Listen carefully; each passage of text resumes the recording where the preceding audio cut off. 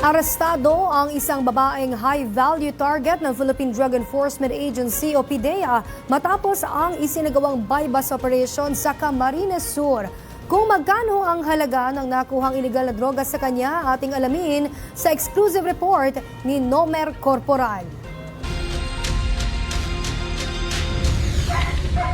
Hindi na nakapalagpa ang babaeng ito matapos siyang maaresto sa ikinasang bypass operation ng Philippine Drug Enforcement Agency o PDEA Bicol sa Barangay Triangulo, Naga City, Camarines Sur kahapon. Kinilala ang suspect na si Veneranda Lasida, 53 taong gulang, isang helper, nakatira sa Las Piñas City at itinuturing na high-value target ng PDEA.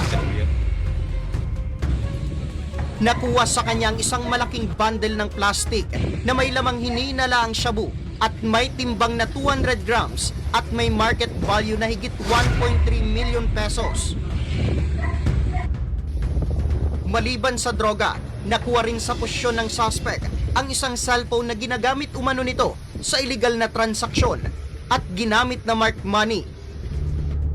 Yung mga buyer, so, siyempre, kung ikaw... Ayon kay Agent 5 Adrian Pajardo, ang provincial officer ng PDEA Camarines Sur, si Lasida ang tagabagsak ng droga mula sa Maynila papasok ng Bicol, partikular sa lungsod ng Naga. Sa quantity po ng drugs na nakuha sa kanya is ituturing natin itong isang high value target. Kasi imagine kung naipakalat ito sa kali na 200 grams of shabu, mga 200 katao or more ang pwedeng maging biktima nito. Siniguro naman ng PDEA na hindi sila titigil na magsagawa ng anti-illegal drug operation upang masawata ang mga taong sangkot sa illegal na gawain. May mensahe naman si Pajardo sa mga magtatangkang magbagsak ng droga sa Region 5. Marami pang mga ganitong modus operandi na pumapasok dito sa ating probinsya at sa ating siyudad ng Naga dahil ito pong ating lugar is tinatawag natin na distribution point.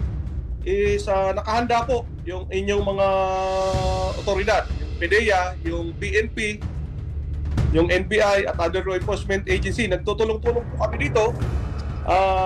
Ginagampanan yung aming tungkulin sa abot ng aming makakaya para po masawata natin yung problema or yung pagkalat ng illegal na droga dito sa siyudad ng Naga at sa probinsya ng Kamsur. Nahaharap ngayon ang suspect sa kasong paglabag sa Republic Act 9165 o Comprehensive Dangerous Drugs Act of 2002.